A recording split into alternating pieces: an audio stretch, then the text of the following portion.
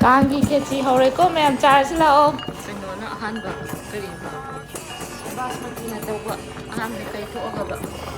Lao on do ra kang de Kanghi Khechri. Ai na irap lap pagi ai na itheng theng e. Mga simo. Pasase. Reaction yeng ge na. Tao kano dumay na. Ha, kaya ba? Kaya ba na siya hagap do tat khare? Ha. Kada da mamang no pisela. Thank you. Pasu pa sa. Aduna. An hangay ni video da gina. Oo. Ngasi thay da. Ai jan don thi khang dan. Thank you auntie. As singju se mo ang ta na pore mamay na. Oh sis na koi ki. Sida aman note. Nade setman na ba nung ay te ba? Wow, oh, ichano pa. Si mo si katay no yung. To na mi mal. Kapsalan na mi ba? Kaya serious mood talay sa karibin. Cameraman mo ang sunatan. Nang mga hay ta. Think is ay sukrat tamaw ga taw ban. Ay hay tamay ni mga ang thambak ni ay.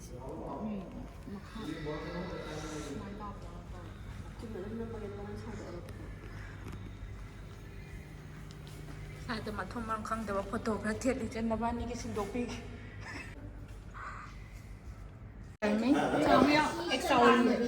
na ani to.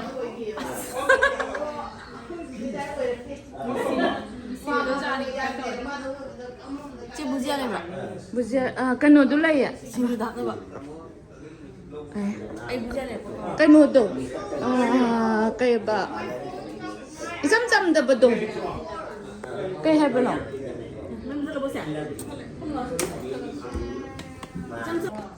Sara ga yo. Sudah. Yang hayo siya ay no ni.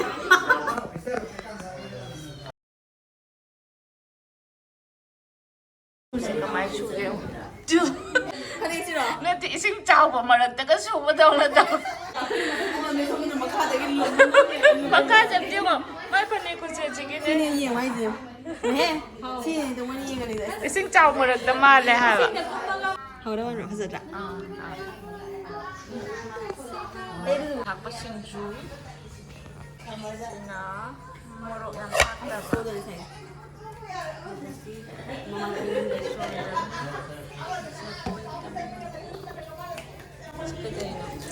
Kasi kanje tong ngau na ra cha ni ko.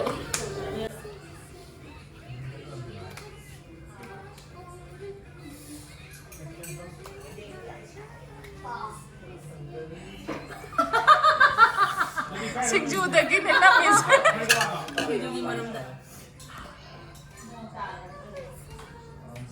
Magani na challenge daw to nes.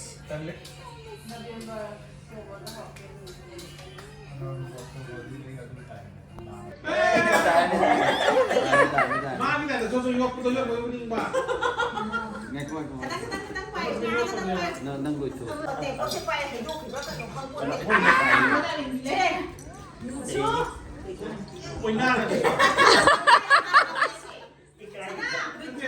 Mamala porok pa udi. As ay di usoy je, soira madra khalo bune am phajarame. Machu thira madra na.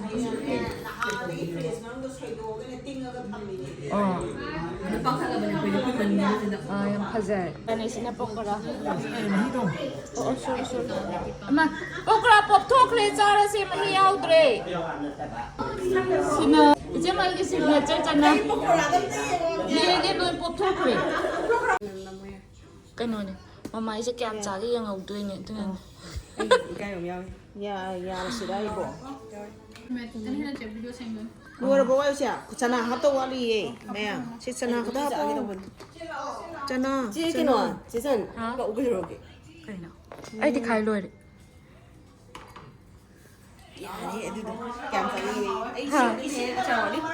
As, nandi singju na henya me chagtagi. Ay, morok sabado kita hapiro o karamo. Mo sabado dito, me. Plate dito. Baba. Oh, yaman. Uma. Ay, achar chage tamo ge achar. Sorry. Asa may tare ay to way khande. Adida ni khra pugini. Asa puko. Tawba. Ai ka ba. Mahaprasad Haribolo. Gija. Real mama real ka hai. Lao ne. Okay. Kari hai bano. Say hi no.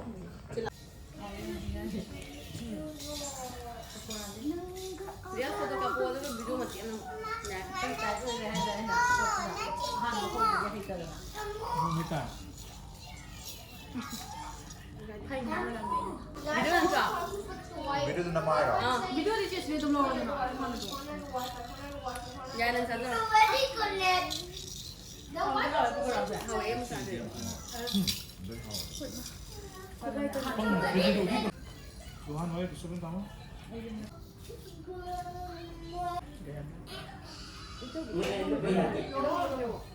Everything is same.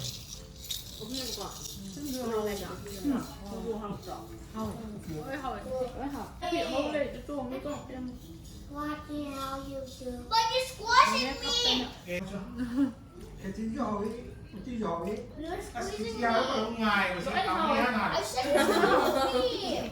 Thôi. lối hào ấy lối nung này phải này lan phải này nếu mà phải mà sinh là đi cùng đặt tiếng gì đấy để xoay được phục đi nó tập lên mà tuần nào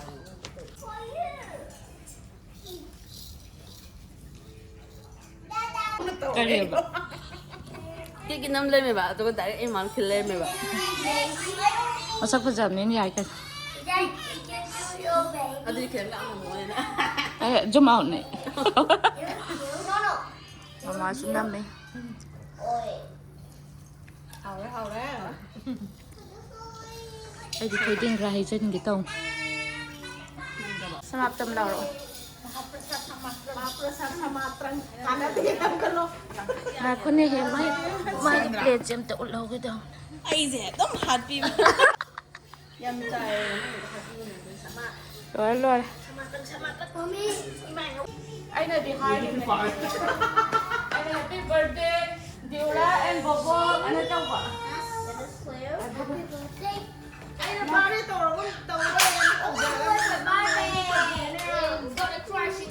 Sila. Bobo ka. Diura lang oh. Ha. Mày cho này con. Happy birthday. To you. Happy birthday to you. Happy birthday, happy birthday, happy birthday to you.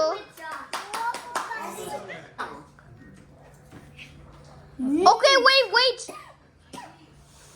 Kasi mo Khandi eh.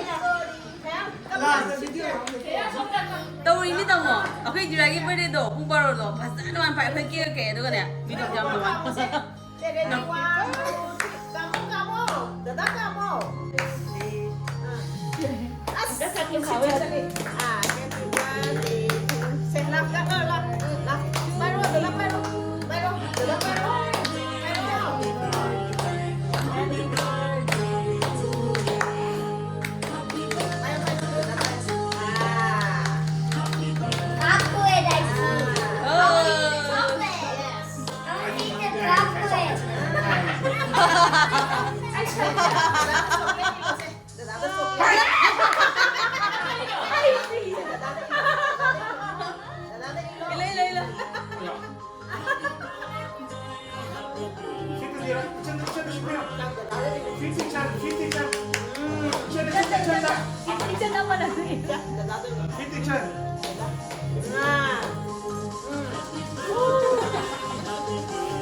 Happy?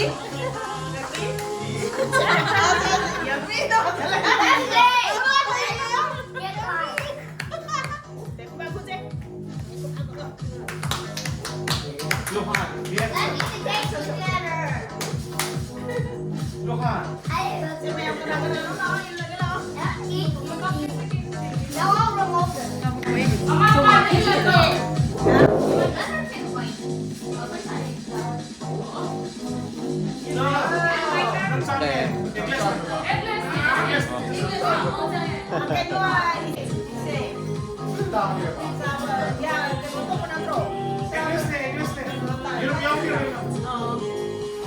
Also die Sautam.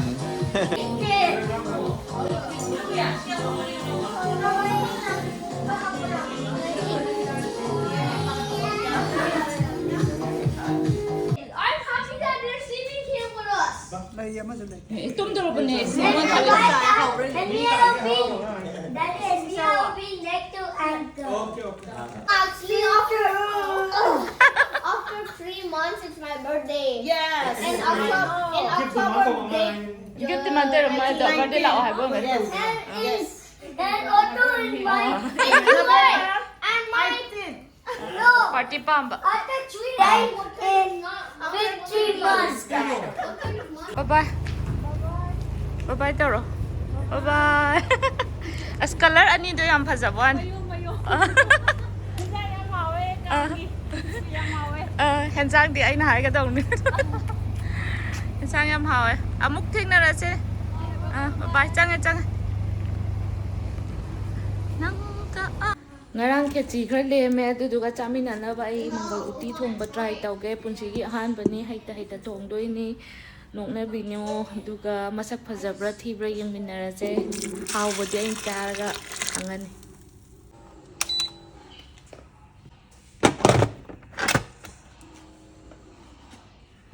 beans sida tawase chak thongbana aina sida rice kano da thongbana uti thongba je gyan tadreba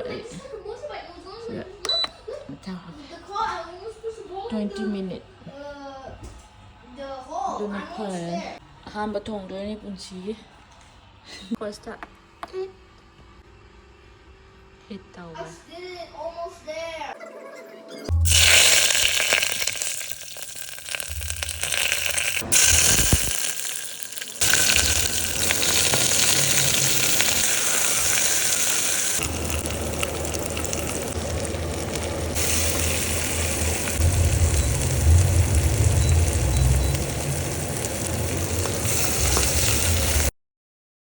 Shop tawdo video nam hawdare ka shop hajan bado aduga si frozen oibagi pana su kakpagi massage yam shole na aina kambada haptraba pumpat patlani na si sohan bada hapa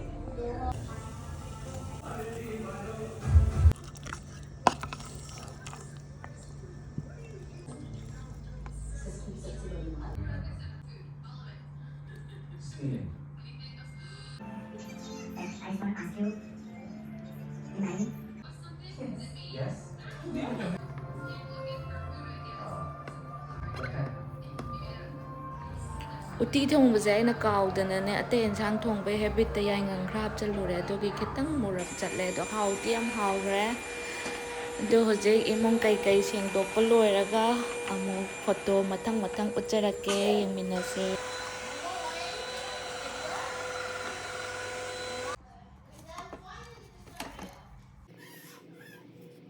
koi na sengak tabagi